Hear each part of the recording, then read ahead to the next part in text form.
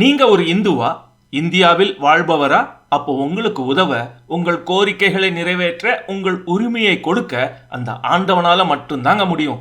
இந்த மதசார்பில்லா செக்குலர் இந்தியாவில் வேறு யாரும் உங்களுக்கு உதவ மாட்டாங்க என்கிற உண்மையை வெளிப்படையாக போட்டு உடைத்திருக்கிறார் உச்சநீதிமன்ற தலைமை நீதிபதி கவாய்.